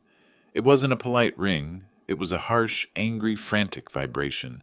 The phone, sitting on the dark wood of the coffee table, was violently shaking against the surface. It sounded like an electric shock. I heard Ryan let out a choked animal sound like a scream. I heard the friction of his loafers against the floor, followed by a dull thud. His knee or shin had slammed into the edge of the coffee table. He wasn't just reaching for the phone. He was lunging for it, nearly knocking over the lamp. Silence. Only the whispers from the forgotten TV. He had the phone. I waited 1 beat, 2 beats. What? That wasn't a whisper. That wasn't a word. It was the sound of pure, sudden terror. It was a ragged, high-pitched scream that cracked in the middle. He had completely forgotten I was in the room. He had forgotten everything except that bright, lethal screen in his hand. No. This was my cue. The performance of my life. I erupted from the chair. I played it like a heart attack. A genuine, terrifying startle of someone jolted from deep sleep. "Ah! What? What?" I gasped, hands clutching my chest. I knocked an empty water glass off the side table, letting it clatter onto the floor. "Ryan, what is it? What happened? My God, you scared the life out of me. What are you yelling about?" I blinked, rubbing my eyes, playing the part of a disoriented old man to perfection. What time is it?" Ryan didn't look at me. He stood in the center of the living room, frozen. Only the blue light of the TV and the much brighter, deadlier white light of his phone illuminated him. He was a statue of pure panic. His face... My God, his face. It was a waxen mask of pale horror. His mouth hung open, his eyes were wide, unblinking. He was shaking so hard that the phone, gripped tightly in both hands, was vibrating with him. "Ryan," I said again, my voice genuinely trembling this time, though not with fear, but with victory. "Son, what is it? Is it Megan? Was there an accident? Is she okay?" He didn't seem to hear me. He was just staring at the screen. He looked like a man who had opened a door only to find a firing squad behind it. He looked like he'd just seen a ghost. He looked like he'd just seen Cass. She, he stammered, trying to speak, but only dry clicks came out. This is a... What, Ryan? What is it? Let me see, I said, grabbing his arm, playing the part of the terrified, in-control father. He didn't fight back. His arms were locked, rigid. He didn't even try to hide the screen from me. He had completely shattered. I leaned in to look. My eyes, even at 70, were sharp. I read the text that had just detonated his life. It was from Megan. It was a wall of frantic, all-caps text. A digital scream. "Honey! Ryan! It's a trap! It's a trap!" As soon as I entered the PIN, the doors locked. The bank doors locked. I'm locked in the ATM lobby. The card is gone. The machine ate the card. "Ryan, I'm being detained. The alarms are going off. The police are here. I can see the blue lights. Ryan, the police are here. Oh my God, what do I do?" I read it. I read it twice just to savor it. The door's locked. My God, Cass, you magnificent woman. You didn't just mark the account. You turned the ATM into a prison. I slowly lifted my head from the screen to look at my son's face. He was looking at me finally, eyes hollow, full of pleading. He was a terrified little boy again, caught red-handed with his hand in the cookie jar. I let my own face sag, playing my role to the final beat. I let my eyes go wide, full of confusion and fear. "Ryan," I whispered, my voice trembling. What does she mean? A trap? What is this? Your mother knows everything she's talking about." "Ryan," I asked again, my voice dripping with fake confusion. What does she mean? A trap? What is this? Your mother knows everything she's talking about?" He didn't answer me. He didn't even see me. His eyes were locked on Megan's frantic all-caps text. He was acting on pure animal panic. His thumbs were shaking so hard they looked like they were vibrating, and he was stabbing frantically at the phone screen. He wasn't replying. He was trying to call her. "Damn it! Damn it! Pick up! Pick up, Megan!" he hissed, holding the phone to his ear, pressing so hard his knuckles turned white. He was pacing small circles in the center of the living room, his $15,000 watch catching the light. Pick up, pick up, pick up. Even from the chair, I could hear the faint, desperate beeping from the receiver. Of course, she wasn't picking up. As Cass would have said, she was indisposed right now. She was busy being detained in a bank lobby. She isn't picking up?" he roared, turning to glare at me as if this were all my fault. "Why isn't she picking up?" Maybe she's talking to the police," I suggested, my voice carrying a perfectly fake tremor of fear. Before he could react to that, the phone in his hand rang again. A loud, sharp ping. A different sound. A new text had arrived, instantly taking over his call screen. He froze. He stopped pacing. He stared at the new message. I watched his face. If Megan's first text had turned him pale with panic, this text did something else. It turned him to stone. The blood didn't just drain from his face. It looked like it had been sucked out, leaving a waxen, deathly gray mask. He wasn't just afraid anymore. He looked hollowed out. He looked like he'd just read his own obituary. He read the message once, eyes scanning frantically. He read it a second time, mouth opening, a short, strangled sound escaping his throat. What is it, son?" I asked, shuffling closer, playing the concerned father. Is it Megan again? Is she okay?" He didn't answer. He didn't move. He just lowered the phone, his arm hanging limp at his side, as if the weight of it was too much to bear. The screen was still lit, harsh and accusing in the dim room. "Ryan!" I barked, letting a little of my true authority bleed into my voice. "What does it say?" He still didn't speak. He just handed the phone to me. His hand was shaking so badly I had to grab it to read the screen. It wasn't from Megan. The sender ID just read G. Shaw, a number he didn't have saved. But I knew this number. Oh, I knew this number. That was Garrett, Cass's lawyer, Cass's friend, Cass's enforcer. I took the phone from his limp fingers.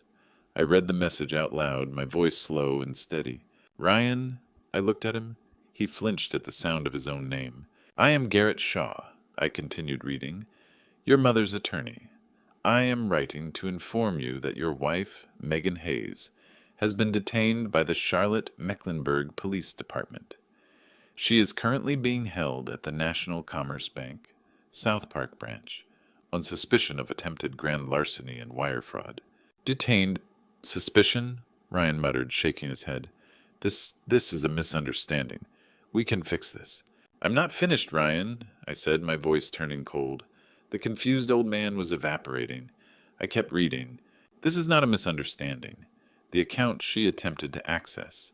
account number 774-09B, is a sting account established by the late Cassandra Hayes and placed under special surveillance.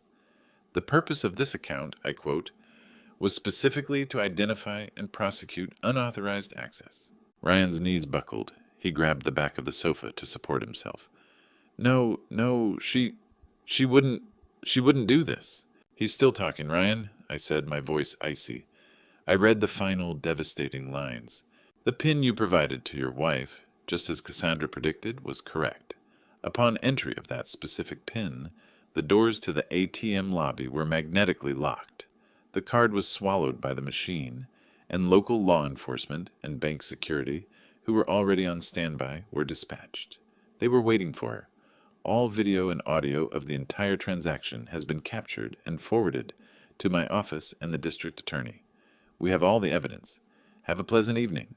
Click. I closed the phone in my hand. It slipped from his fingers. It clattered onto the hardwood floor. He didn't notice. He didn't care. He was just staring at the space on the wall where Cass's portrait used to hang, before he'd convinced me to put it away because it made me sad. She locked the doors, he whispered. That was the detail that broke him. The pure, cold, surgically precise brilliance of it, the theater of it. She knew all along, he whispered, his voice hoarse. She knew I would try the company anniversary. September 22nd, 88. She knew. She knew all along, Ryan, I said. He jerked backward as if I'd given him a hard shove. He hit the heavy mahogany bookshelf, rattling a row of Cass's old law books. No, this is your fault, he spat out, pointing a trembling finger at me. You set me up. You and that lawyer, you left that card out. You tricked me. I just watched him. I stood up straight. I wasn't the confused old man anymore. I wasn't the stooped, grieving widower. I was Leonard Hayes, the man who built this company with her. I was Cassandra's husband. I stepped toward him slowly. He actually flinched, pressing himself hard against the bookshelf. For the first time in 13 months, he truly saw me. Me, Ryan, I said. My voice was low, but it cut through the room like a razor. Am I the one who spent the last year secretly siphoning funds from a grieving father's account? Am I the one who bought a $15,000 watch with a fake management fee? Am I the one who illegally forwarded my father's federal mail to my own home just so he'd think he was losing his mind? His face completely collapsed. I did nothing, son, I said, taking another step closer. He looked like a rat cornered in a hole. I just sat in that chair. I just slept. I looked at him, my son, this weak, pathetic 40-year-old stranger who grew up in this house. She did it, Ryan, I said, my voice as cold as the ice in my veins. She set it up a year ago. She's been dead for 13 months, and she just caught you red-handed. I let the full weight of that impossible fact crash down on him. He'd been outsmarted, outmaneuvered, and utterly destroyed by a woman who was already in her grave. Mom? Mom wouldn't. She wouldn't do that, he sobbed, sliding down the bookshelf until he was sitting on the floor, head in his hands. She wouldn't. She loved me. She loved you. I agree, I said, looking down at the man crumbling at my feet. She loved you enough to know exactly what you were. I stood over him, hands behind my back. The act was over. She had it all prepared, Ryan, I said. She knew. She knew everything. And this was just the test. He looked up at me, face twisted with tears and confusion. Test? What? What test are you talking about? I just stared at him. You think this was about the $100,000? You think that was the big score? I let out a short, harsh laugh. Oh, Ryan, you total, absolute fool. This was never about the money in that account. This was about everything else. He looked up from the floor, his tear-streaked, snot-covered face twisted into a grotesque mask. The confusion that had frozen him was instantly replaced by a sharper energy. Rage. He scrambled to his feet like a cornered beast, his trembling finger no longer pleading, but accusing. You, he spat, his voice tearing. You did this. You knew all along. You sat there. You pretended to sleep. You snored. You let her walk into the trap. You set me up. You set us up. I just stood there, hands behind my back. I let his hysterical tantrum echo in the quiet room. It was the exact same tantrum that 10-year-old boy had thrown when Cass found that stolen $20 bill in his shoe. The same desperation, the same childlike denial. Me? Ryan? I said, my voice dangerously quiet. It was the voice Cass used to use, the one that meant the discussion was over. You think I have the brains to plan this? You think I'm the strategist in this family? I let out a short, harsh laugh. It sounded foreign coming from my own throat. You're such a fool. I let the sentence hang in the air. No, son, I said, moving slowly and steadily toward my desk. I didn't set you up. Your mother did. I just followed her instructions. I played my part. I was the confused old man she needed me to be. He was shaking, head shaking, trying to digest the impossible. But she's dead, and she's still smarter than you? I turned to face him and said, You think tonight? This whole mess? I gestured toward his phone on the floor, the screen still lit with Garrett's message. You think this was the plan? You think this was about the $100,000? Oh, Ryan. He winced. He still didn't get it. That $100,000, I said, my voice dripping with the same disdain he'd once shown me, was just the appetizer. It was the bait. It was the confirmation. That, son, was your final exam. He went pale, confused. What? What final exam are you talking about? A loyalty test? Yes, I barked, my own rage, cold and sharp, finally breaking the surface. A final, simple pass or fail test. She put that money in plain sight. She was issuing a challenge to you. She was praying that her son, the son she loved, wasn't the weak, greedy, spineless parasite she feared he was. She gave you one last chance, Ryan. One last chance to do the right thing when you saw that $100,000 on the table and heard me say I was calling Garrett in the morning, to just walk away. And you failed, I roared, slamming my hand down on the heavy oak desk. The sound was like a gunshot in the quiet house. Ryan flinched. You failed miserably. You failed instantly. You didn't even hesitate. You called your own father a confused old man, and then, before my chair was even cold, you sent your wife to steal from your own dead mother's account. You proved to her, and to me, exactly what you are. He backed away, raising his hands as if to ward off a blow.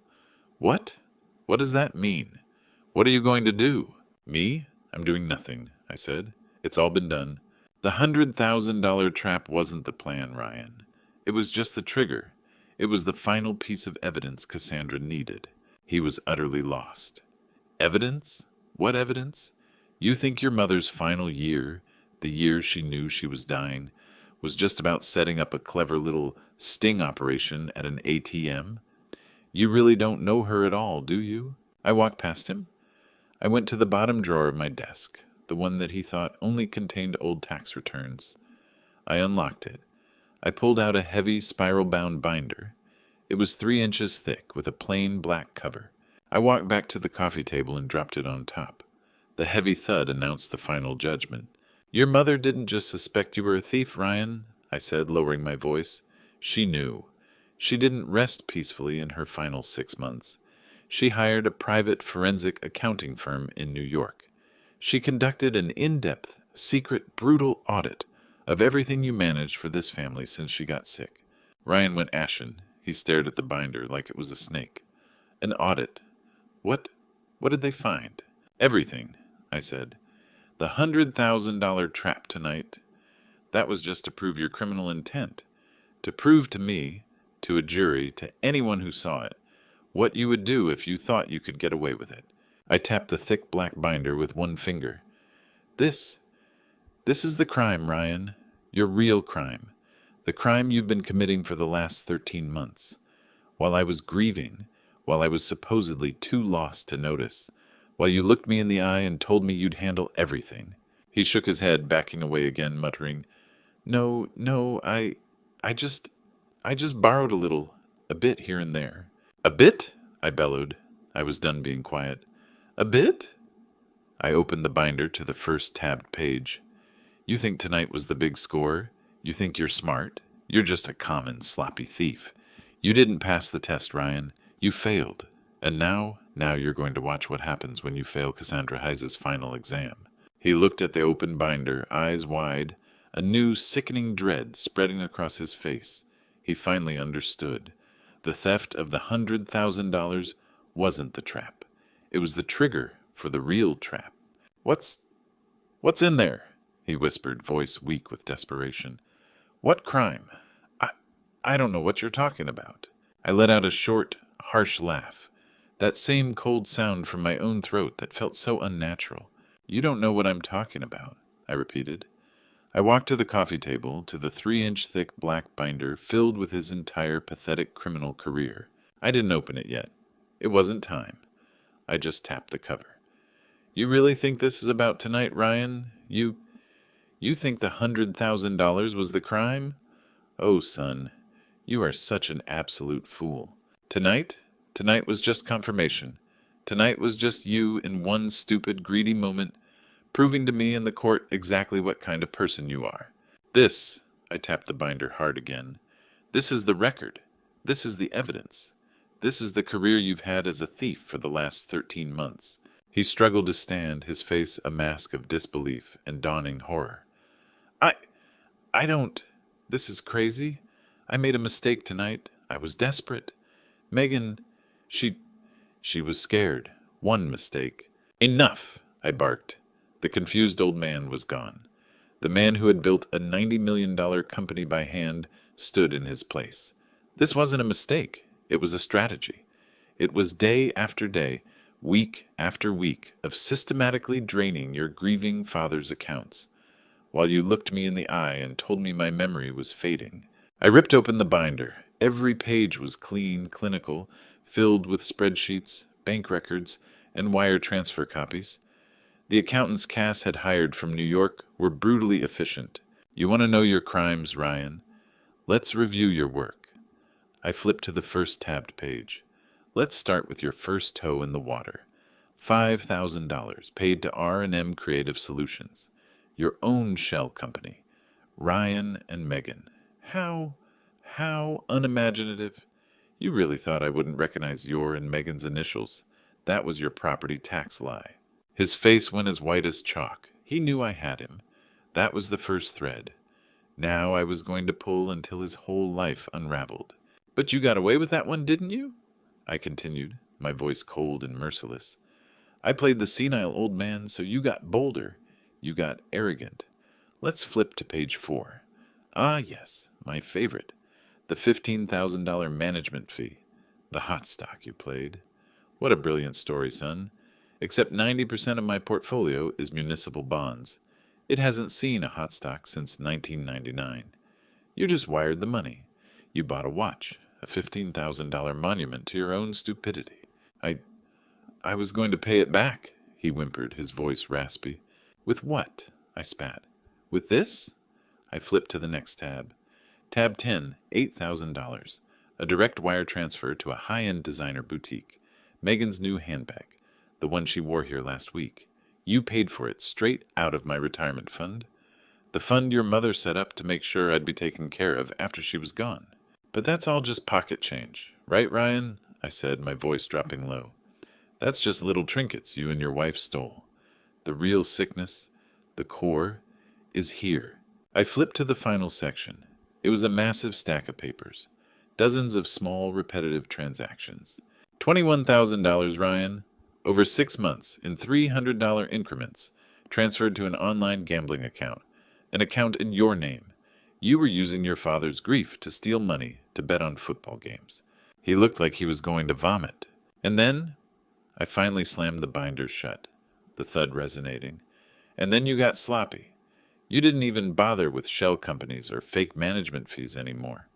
You just took $38,400 in miscellaneous cash withdrawals, ATM fees charged to my account, consulting fees, travel expenses.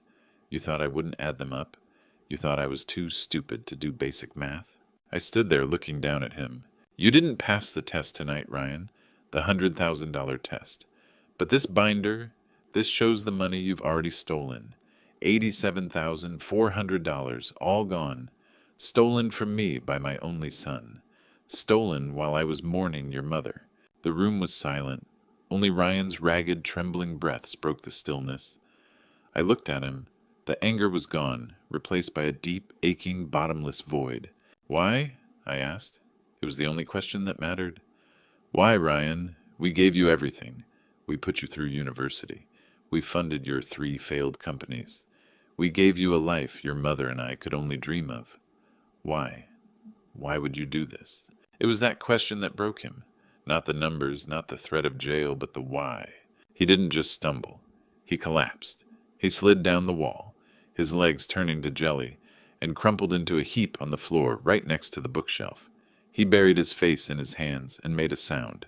A horrific, broken, wailing sob. It wasn't the cry of a man, it was the cry of a terrified child. I didn't mean to, he sobbed, his shoulders shaking. I lost the money. I lost it all. Lost what? I asked coldly. The money or the gambling? I owed $200,000, he choked out. They were going to break my legs, Dad. They were threatening Megan. There it was, the excuse, the shifting of blame. And Megan, he sobbed. She kept saying, he owes us, Ryan. He owes us. Your mother spent her whole life picking that stupid company over you. This is our money. He's just an old man. He won't even notice. She pushed me. She pushed me every day. He looked up at me, his face a pathetic mess of tears and desperation. That face, it was the exact same face the 10-year-old boy had made when he was caught red-handed, with the $20 bill hidden in his shoe. I just needed to get out of the hole, he whispered, his voice raspy. I just needed a little bit more to win it all back. I thought you were just too sad, too lost. I thought you were mourning Mom too much. I thought you were too confused to ever check. I swear, Dad, I was going to pay it all back someday. Someday. I repeated the word. It felt like acid on my tongue. He still didn't get it. He still thought it was about the money. He still thought he could pay it back. I stood over him. My son, this stranger, crumpled on my floor. You're wrong, Ryan, I said, my voice flat, devoid of any emotion. You're wrong about everything. You're wrong about me. You're wrong about your mother. And you're wrong about what happens next. I turned and walked to the phone, picking it up from the floor where he'd dropped it moments ago. He was still sobbing, waiting for me to comfort him, to forgive him, to make it all go away like I always had. Now I turned to look at him. Let's talk about your ending. I looked down at the pathetic wreck on the floor, the 40-year-old man, my son, sobbing like a child. He was waiting for me to fix it, waiting for Dad to make the bad thing go away, just like I always had, just like when he crashed his first car, just like when he failed his first semester finals, just like when Cass found that 20 in his shoe. He was waiting for me to be weak. What about me, Megan? He choked out, wiping his face on the sleeve of his expensive shirt. The police, they have her. You have to call them. Tell them it's a mistake, a misunderstanding. Tell them you gave her the card. Tell them it was a test. I almost laughed. The audacity. Even now, his first instinct was to lie, to demand I commit a crime, to file a false report to save her. Megan, I said, my voice flat, made her choices the second she inserted that card into that machine. She is an adult. She is a thief. She will face criminal charges, and I will not intervene. That is her fate. His eyes went wide with fear. The reality was setting in. This wasn't a family dispute. This was real. No, Dad, please. He crawled forward on his knees, grabbing the cuff of my trousers. I instinctively stepped back, feeling a wave of nausea. Please, Dad, don't let them take me. The audit, the $87,000, I'll pay it back. I swear I'll go get a job. I'll work. I'll do anything. Just don't send me to jail. Please, Dad, I'm begging you. Don't call Garrett. Don't call the police. I'll do anything. He was groveling. It was sickening. He wasn't sorry for the theft. He was sorry for being caught. You'll do anything? I asked coldly. Yes, anything, he sobbed. That's good, I said, because your mother already knew you'd say that. He looked up, confused. What? I ignored him. I left him and walked back to my desk. Behind the massive oil painting of the North Carolina coast, Cass's favorite on the wall was her private safe. Not the large one for the company, but her personal one. Ryan didn't even know it existed. I spun the dial. My fingers knew the combination by heart. Her birthday. Oh, 81450. The safe clicked open. Ryan stopped sobbing. He just watched me, his breathing shallow and jagged.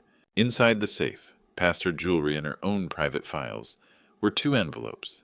2 thick, identical cream-colored envelopes, sealed with the same red H-wax seal as the box Garrett had given me. I took them out. I walked back and stood over him. Your mother? She was a strategist, Ryan, I said. She didn't just have a plan for your failure. She had a plan for your success, too. She always hoped she was wrong about you. I held up the first envelope.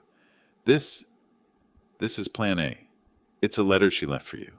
If you had passed the test tonight, if you had seen that $100,000, if you had heard me say I was calling Garrett in the morning, and if you had just walked away, if you had proved just once that you were a better man than she thought. Ryan stared at the envelope, his eyes full of desperation. He saw the future he'd lost. What does it say? He whispered. Is it? I don't know. Like I said. I looked toward the fireplace. The embers on the log I'd lit earlier were still glowing. And now we never will. I walked to the fireplace.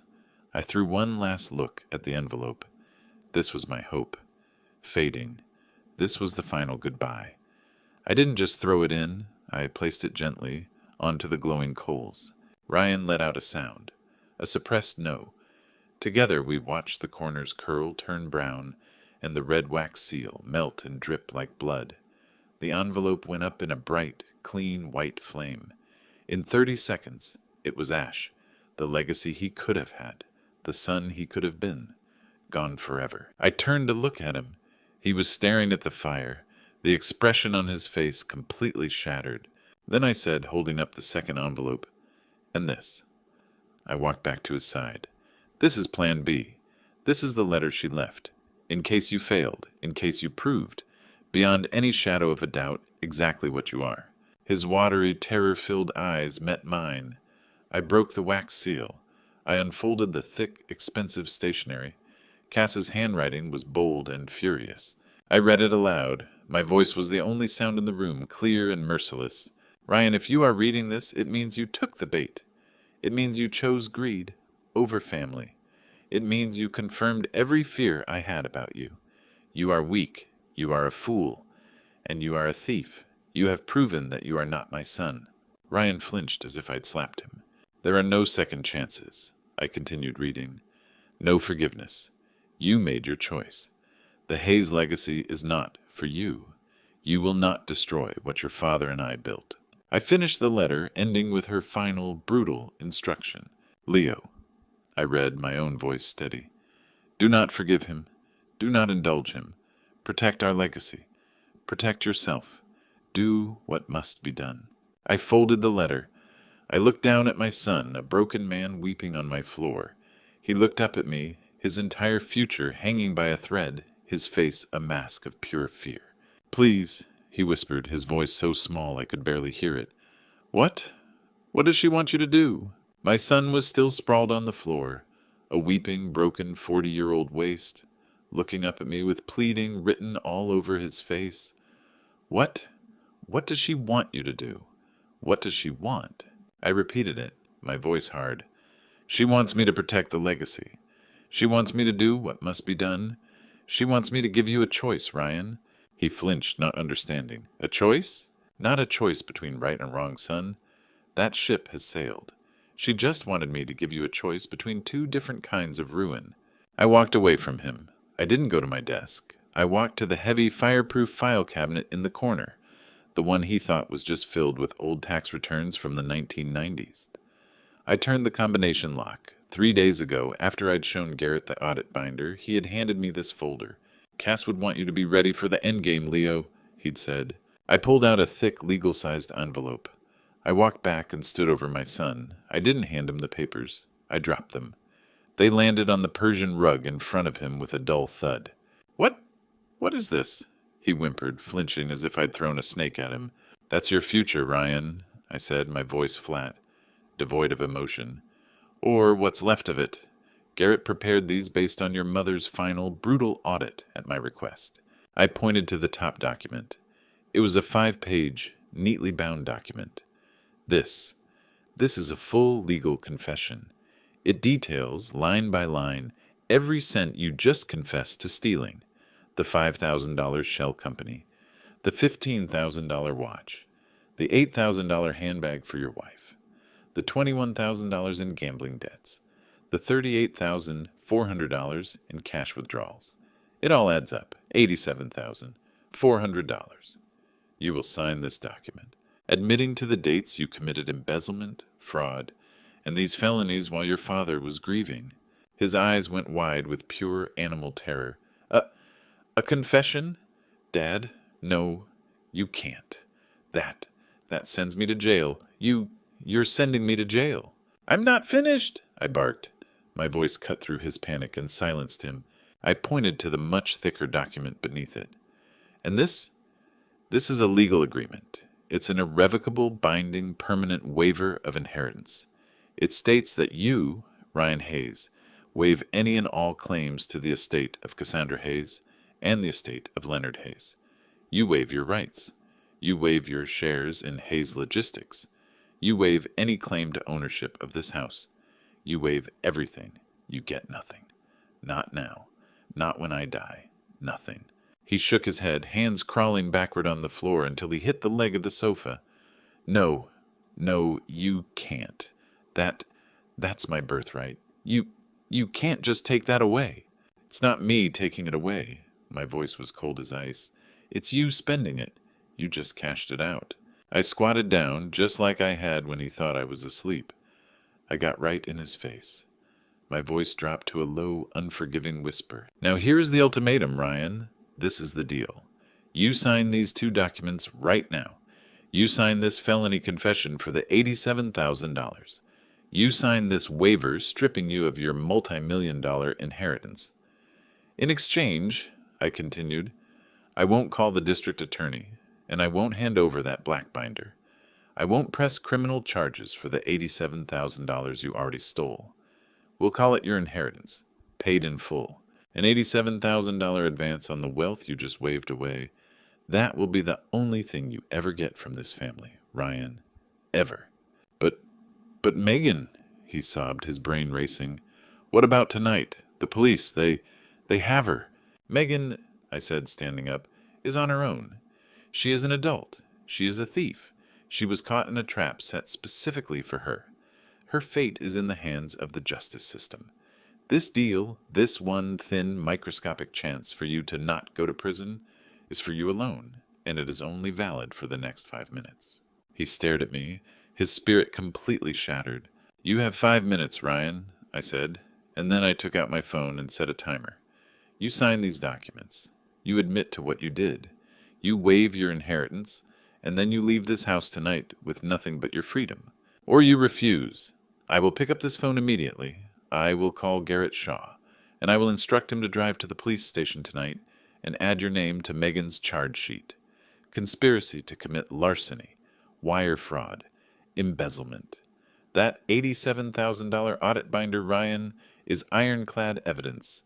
They will send you both to prison for a very long time. 5 minutes, your choice. Your legacy or your freedom.